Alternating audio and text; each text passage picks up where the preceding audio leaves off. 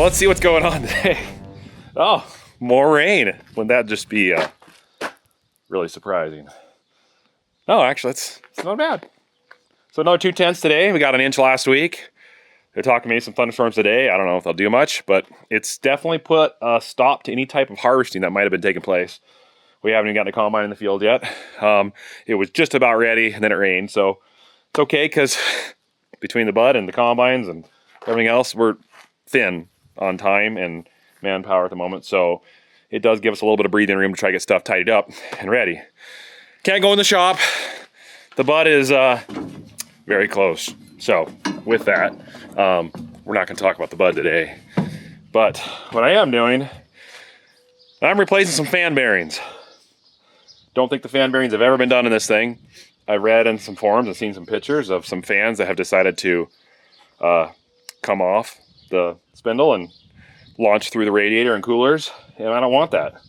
And both these have enough engine hours on them, they're probably due. So we got fan bearings on hand.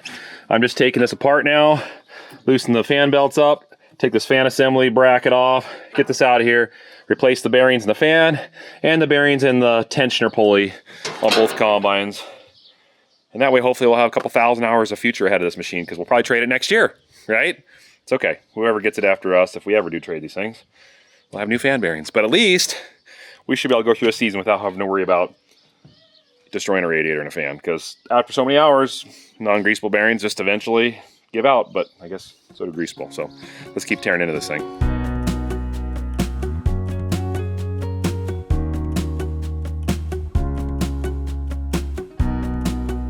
Well, overall, I mean, I hear a little bit of sound coming out of it, but it spins pretty freely, honestly. Same with the tensioner, but that's okay.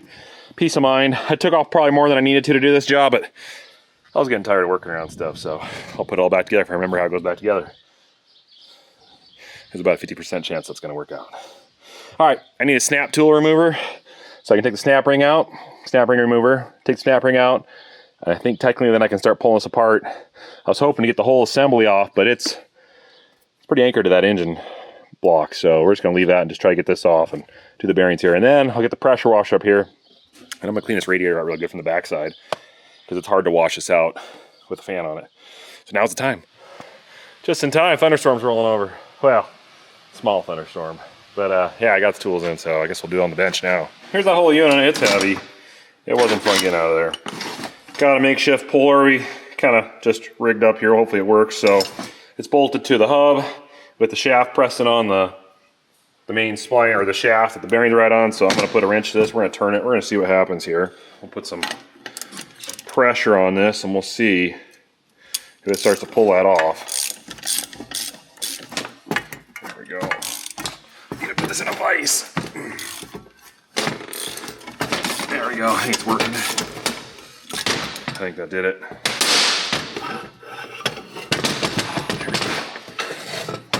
Beautiful. Ooh, that bearing. Yeah, I feel it.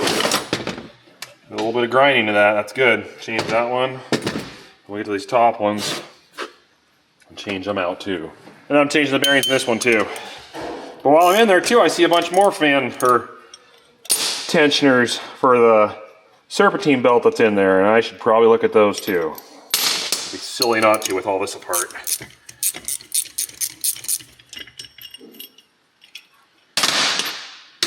Now to get these bearings out of here. I might be able to hammer that out. Let me make sure my new bearings are the right bearings before I do this. So this, it looks like that one, that's good. And this one.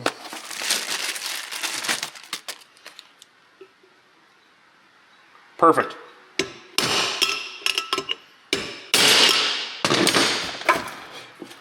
There's the front bearing. That one actually feels really good. That's okay. It served its time. And the big one.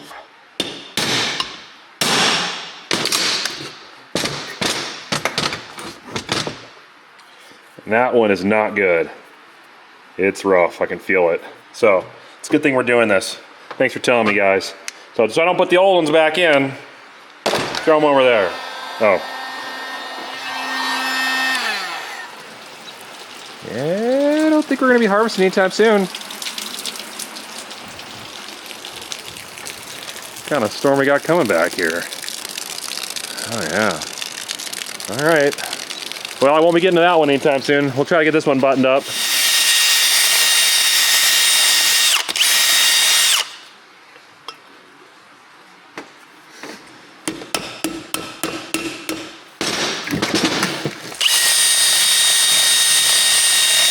Bearing numbers on the outside so I can see them. This is the old bearing that I threw away to tap this in there. There we go. Perfect. Beautiful. One thing I noticed is tensioner. Sure, a lot of slop right here. And they're just, looks like they're just bushings. It probably needs to fit a lot tighter than that. It's hard to say how wore these are. It's not greasable, but really not going to do a lot. It's just the tensioner might pull sideways a little bit. I'll think about that. Might need to replace those too. Hey, guess what? Nick decided to take these fan bearings apart and replace them with new. And this one here. This is Clifford. Yeah, Clifford has seen better days. Clifford needs to take some glucosamine. Look right here. I don't know if you can see the wiggle, but the ball bearings are missing in that bearing back there. Let's just say it was waiting to come apart. Whose idea was it? Yeah. But who dropped the fan pulley on B-spine on the concrete and broke it, and $700 later we got a new one and put it on it. Can I take the credit for both? So I potentially saved like $3,000 worth of radiator or more. But I did spend almost $1,000 because I dropped the pulley. I kicked it off the back of the combine on accident, and it fell on concrete and shattered it. That was a bad day. Didn't have that on camera. I wasn't happy. It was a bad day. Let's get this apart and let's see how bad these bearings are. I agree. So right now we're pulling the fan off, so we can get that out of the way, and then we'll take the bracket assembly with that whole pulley. That's really, really heavy. It's a big cast old piece. So right now we're taking the fan off. It took to that pulley. And it's really, really, really heavy. Fan housing, which is really, really heavy. There you go. That. And then, yeah, it's a big cast piece, yeah. What he said, but we're doing it. Turns out if you turn it the right direction, it's a lot easier to get off. I was like, man, someone tightened this thing way too hard. What were they thinking? I just can't believe they would do that. Yeah, I know, I was tightening it. You know you need a break and a vacation when you start doing stuff like that. Lefty, loosey, tighty, righty. Yeah, that doesn't even make sense in my head. Doesn't even make sense. I understand it. Lefty, turn to the left. But what's left? Depends what orientation you're looking at it from. What direction are you standing over it? Passenger side of the combine, Nick. Driver's side of the combine. On the other side? Well, which way are you facing? Oh, anyways. Always facing north. And why forward. Lucy? Lucy? We're getting it done. Making it happen. He's getting it done. I'm watching him. So I'm really giving him support. And we'll see if we can. Let me get a better grip. There we go. We can flex this thing out here. There we go. All right, so. Here. No, you're not supposed to take the top of that fan shroud off.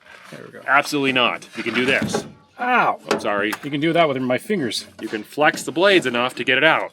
So why would you take the rest of that off? See how easy that is? There you go.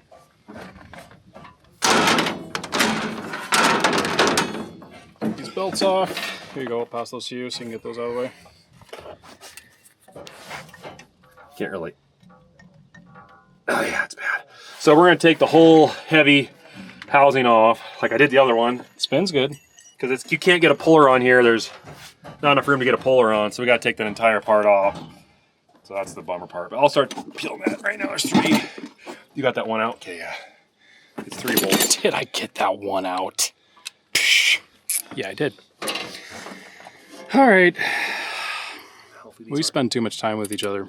Well, we ran into a snag, so these 2 right here, I'm just twisting them off. We tried with breaker bars carefully. I mean, I was being so careful. That impact, and I'm afraid I'm just going to twist them out. So what we're going to try to do instead now is just take the pulley off, which there's enough room to get it off there.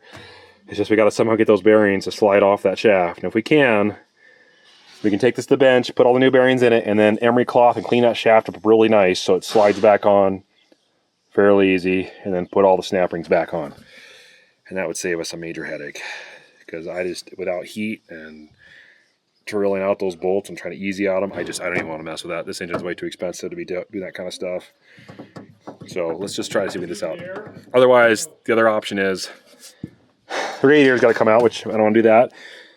Or we have a puller that's homemade. That's the problem, is we just don't have a good puller. If we had a good puller that was really low profile, this wouldn't be an issue. But we have a piece we're going to be able to put on here. We might have to shorten the bolt. We might be able to make a short puller that can just break this off enough so then we can take it off. Now it might pop off.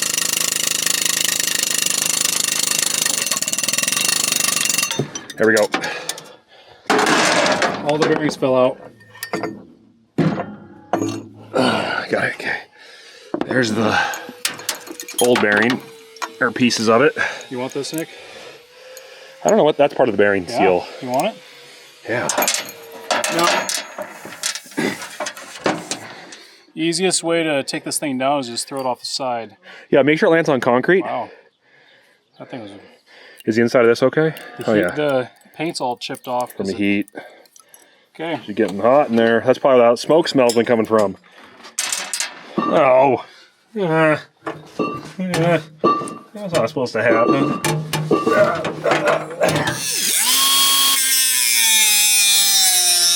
Original bearing's still on there, and it does not want to come off, so he's going to try to cut a slit in it and see if we can get it spread. Then we can get it off there, and then we can clean that shaft up. A lot of emery cloth. Try to get as clean as we can. Put up. Oh, crud.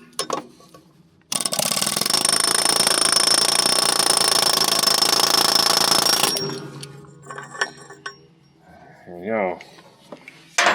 Wonderful.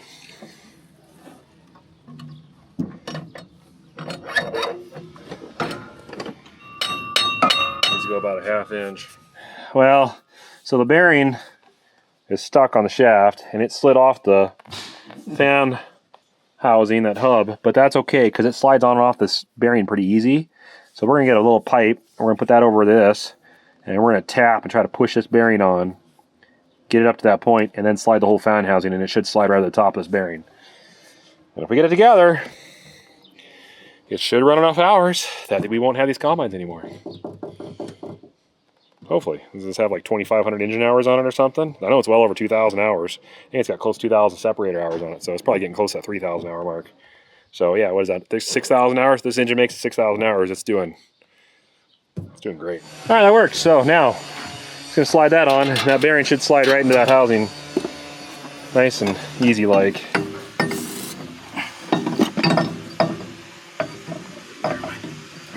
There you go. Probably just lightly tap it and it should go. There it goes. It's pretty close. Maybe a little more. I'll be able to tell by looking at the snap ring, seeing how close we are. There we go. Buttoned up. And radiator's washed, and Dad's working on the feeder house. Or I think these things are just pretty much ready to go. And I think the headers, the guys have been working on them too while we've been doing the tractor, and I think they're ready to go. So now it's just a matter of, is the crop ready to go? Just rained 2/10 yesterday and almost 1/10 during the night. So probably not yet. Maybe Friday. We'll see. Today's Wednesday. So whew, a little bit of breathing room. A little bit of breathing room. Still got to do the auger. Make sure the magnum's strong, running good, and got good fluids. And I went through a couple of trucks, but still a truck need to go through, and then all the grain bins we got to go through and get everything ready for those. So we're not there yet. We're close. Over here at the bin yard, and it is just about filling time. We're gonna start with that bin. That one's gonna get the peas. We'll see if we fill it full. I don't know. We really don't know what these peas are gonna make, so ruling's out on that. While we're here though, we're getting the 377, the repeat out with the Demco 42 footer. And we'll just kind of lightly go through this truck a little bit, just make sure it's good. It should be good. And then we'll grab the International 9370, make sure that's good. And then the old, it's not the beater Peter, but it's gonna be, I guess, because it's now the beater Peter, because the old beater Peter's gone. But the old blue Pete, that one's all ready to go. And we put new fenders on it too, so no more rocks thrown at the cab. So we're improving things slowly, surely. But I think we're gonna get some combines in the fields today. So let's see what happens.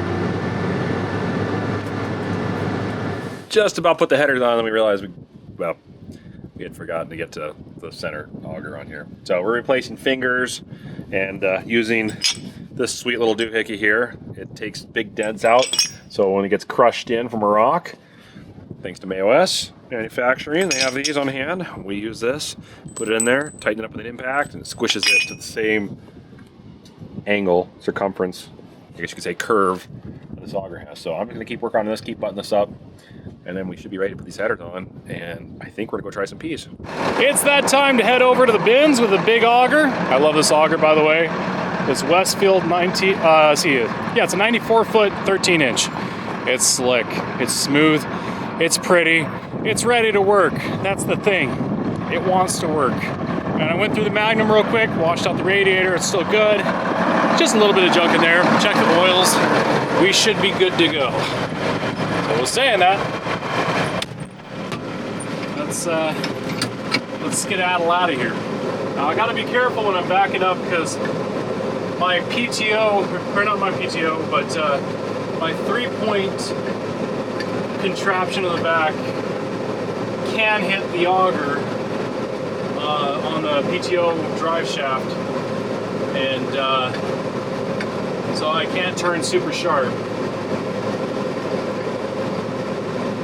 Plus, you don't want to turn super sharp with this thing. This thing it's long. You got to be careful where you go. One of the big upgrades we did last year with this auger is we got a gearbox that has a reducer, so I can spin the engine of the tractor faster, get that turbo to breathe, and then it doesn't lug the tractor down, and the auger runs a whole lot better. It doesn't lope along because the engine's loping. And the other thing too is if I plug this thing, I can reverse the auger flighting and pull everything back towards the bottom. So that's a sweet feature. But it was a game changer on how this auger performs. The nice thing too is you can actually run a smaller engine, a little less horsepower with that gear reduction on that auger. Because now what you're doing is you're spinning the engine faster, which is creating more torque, and then the auger doesn't require as much from the tractor, so it's kind of a neat feature. You burn a little less fuel because you're running a higher RPMs, getting it to breathe, and it's not lugging it. It doesn't work the tractor as hard. It doesn't smoke like it used to. It used to puff out a little black smoke trying to run it because, well, you just couldn't get it going fast enough. It's crazy. We're starting harvest. It's already here. Man, it feels, I'll tell you, it feels like last year was a few days ago when we were cutting. And what's crazy too is when we moved all those bins last fall, that feels like just a few weeks ago. And now I'm like, wow, it's almost been a year from that. Then I start looking at my kids. keep getting older and older and growing up faster. And I'm doing what I can, guys, to spend time with my family. I'm doing my very hardest, you know. That is my number one priority, is to provide for them and try to spend time with them and do things with them. And just an interesting time in my life. I gotta figure out how to prioritize. I'm doing a fairly decent job, but I could be better. So, a lot of you guys understand that. It is what it is.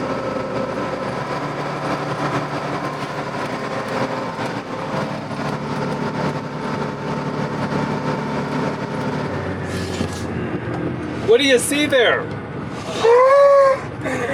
Is that a rabbit?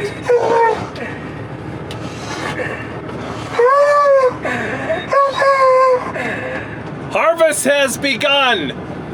The first rabbit within the first day. What do you think, Kobe? All right, I'll have to set an introduction because this is new. I'll be back in a moment. Well, welcome to the combine. 2025 harvest just began today. We're cutting yellow peas. I think we're finding a couple peas. And that's about all. If I showed you what I'm cutting, which I will, you'll be amazed. And you're really getting any peas? Let me show you what has happened.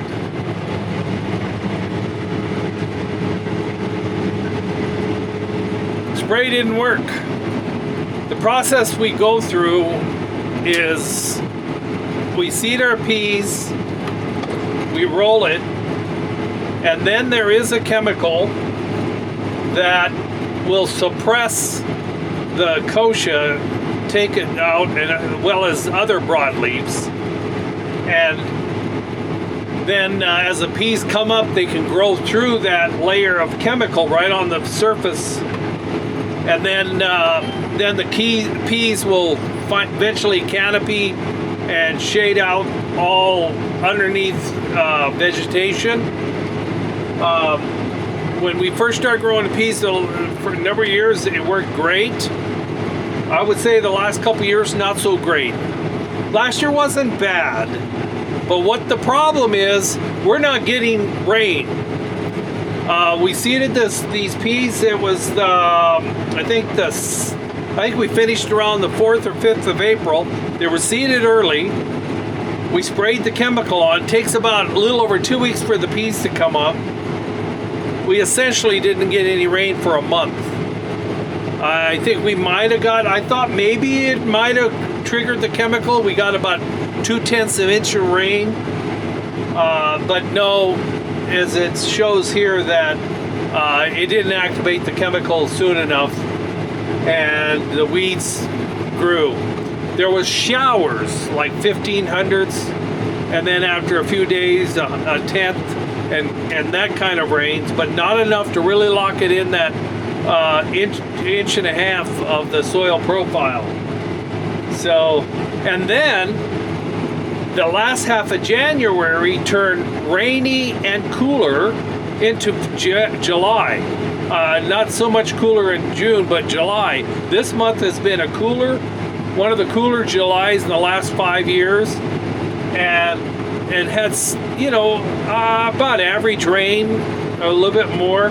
Well, these weeds that made it through the spring, this such really dry spring, got water and no cover, which is optimum for them growing. So that's what's going on here. The peas are probably 8 inches at the max. We're barely cutting the pods. A number of them are shelling, and the peas are falling on the ground. According to my yield monitor, I think it's averaging 7. So, not a very big crop, but it's paying for the combine harvesting and a little bit more because peas are worth a little more. And then it's also cutting off some of these weeds. And we'll come back and after harvest, after we get all the peas done in about 2 weeks, and then we'll spray it all and kill all these weeds before they go to seed. But yeah, it's been it's a problem. I did in some water holes where the snow had melted and then pooled in a place where it doesn't run off. Some of the yields were running in from 20 to 25 bushels an acre on the peas, but that was just those water holes. So it shows you we just needed water to get a crop, and you wouldn't have seen this. So a little discouraging. What do you think, Kobe? I don't know if he can get discouraged. Yes he does. When I take off, the pickup takes off and he's not in it. Okay, so anyway, 25 harvest. It's good to be in the combine.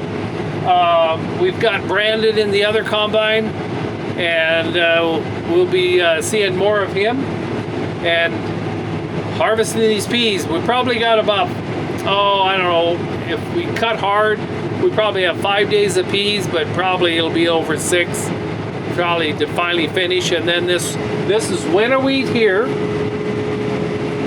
and that looks in the 20s. You know, a good 20s. I mean, it could be a little bit more, or it might be just in the 20s. It's really hard to tell, but we'll be. That's ready. It's just getting ripe. So as soon as we get done with these peas, we got to jump right over and then start harvesting our winter wheat. Okay, glad you guys are along. We'll be talking a little bit. See the bunny? You want to see the bunny? Look at, there's a rabbit. Look.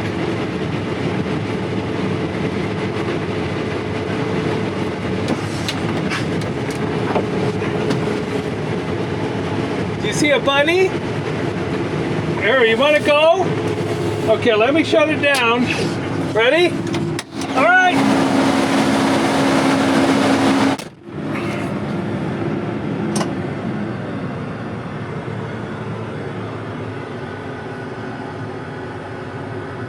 There they go.